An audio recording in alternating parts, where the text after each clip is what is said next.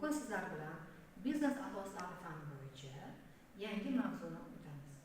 Mavzuyimizning nomi jamg'arma maqsadi va maqsadli jamg'arish yo'llari.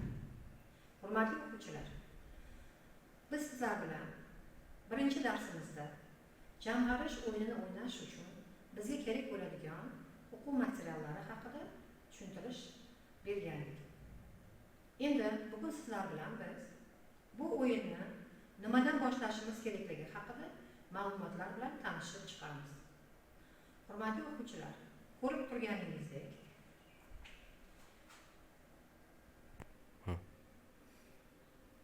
hurmatli o'quvchilar, sizlarga birinchi darsimizda tushuntirganimizdek, har bir jamoa o'zini jamoasini familiyasini belgilab olishi kerak bo'ladi. Ko'rib turganingizdek, Sobirovlar oilasi deb yozib qo'yilgan. Sizlar ham o'zingizning jamoangizni biron bir familiya bilan nomlashingiz kerak bo'ladi. O'yin davomida sizlarga kerak bo'ladigan zarur materiallarni tushuntirib o'taman. Demak, bular jamg'arish o'yini ishtirokchisining qo'llanmasi, xulosa varaqasi,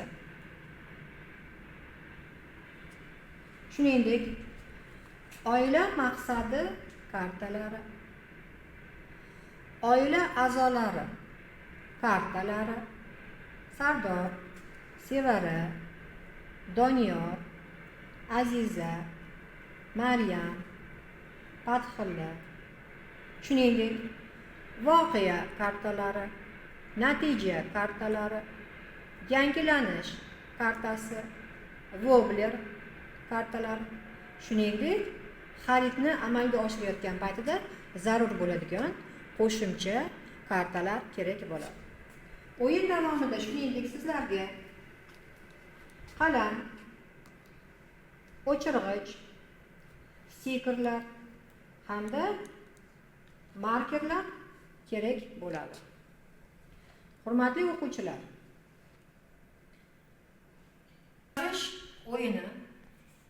o'yinida sizlar bilan biz oilaviy maqsadlarimizni belgilab olishimiz kerak bo'ladi.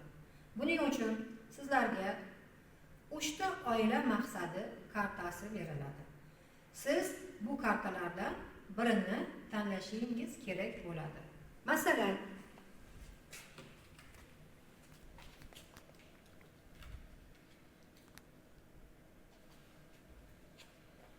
oila maqsadlari birinchi variantdagi karta, oila maqsadlari ikkinchi variantdagi karta hamda oila maqsadi uchinchi variantdagi karta. Har bir oila maqsadi kartasida ma'lumotlar yozilgan hamda siz jamoangiz bilan kelishilgan holda bu ma'lumotlarni diqqat qilib o'qib, ularning ta'sirini o'yin maydonida aks ettirishingiz kerak bo'ladi. Hurmatli o'quvchilar, endi esa sizlarni o'yin maydonida oila a'zolarining barchasi bilan birin-ketin tanishtirib o'taman. O'yin maydonida Sardor bu mahalliy restoranda oshpaz bo'lib ishlaydi. U yoshligidan sportga alohida ishtiyoqi baland. U oilasi bilan vaqt o'tkazishdan va ko'pgina do'stlarni sport o'yinini tomosha qilish uchun taklif etishdan zavqlanadi.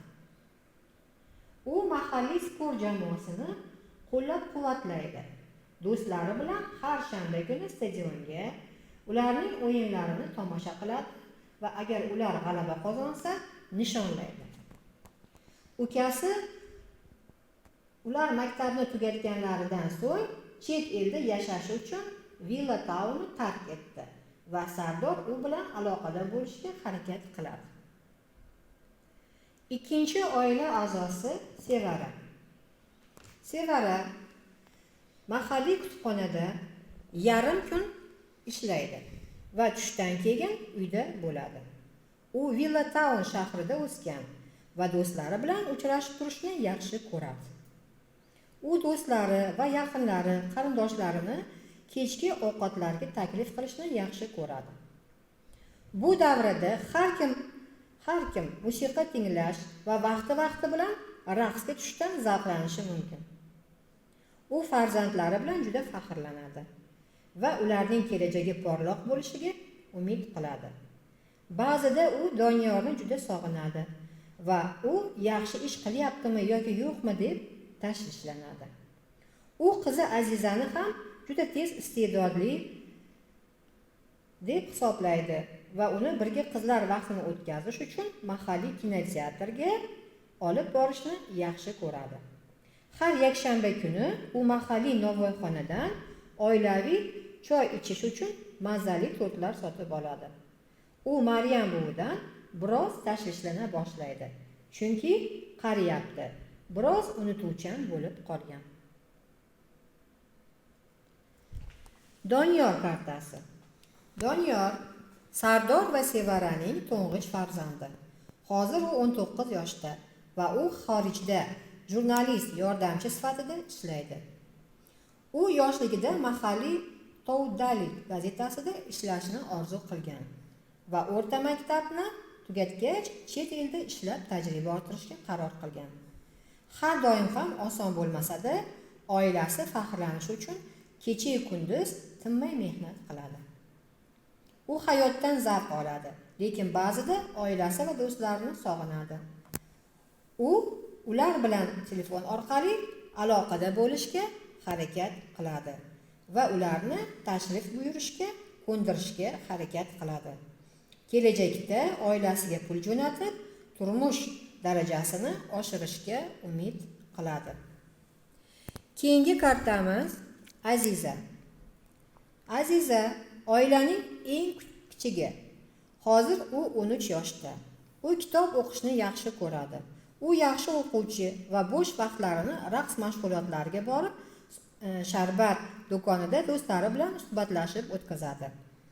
U ota-onasidan xarajatlar uchun pul oladi va odatda uni shirinliklar hamda alkogolsiz ichimliklarga sarflaydi.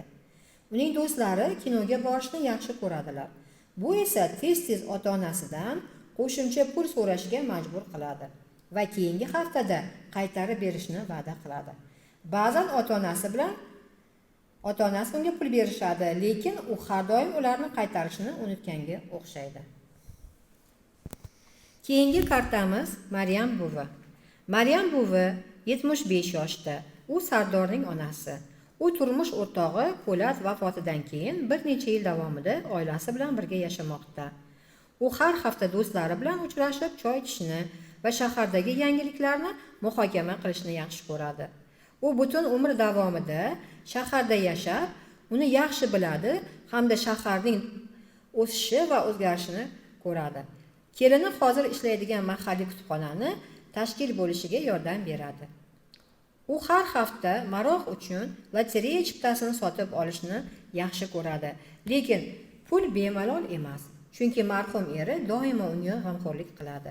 U shuningdek nabirasi Azizaga qo'shimcha cho'ntak puli berib, ota-onasi band bo'lganda g'amxo'rlik qilishni yaxshi ko'radi.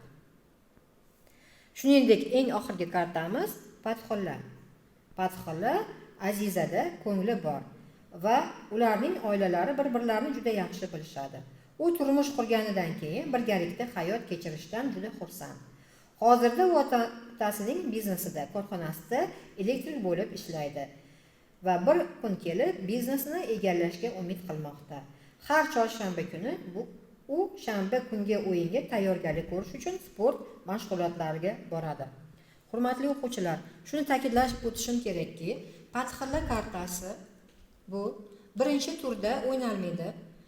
Bu kartani sizlarga men 3-turda beraman. Chunki ma'lum bir muddat o'tgach, Aziza katta qiz bo'ladi hamda Fatxulla bilan do'st bo'lib, unga turmushga chiqishni rejalashtiradi.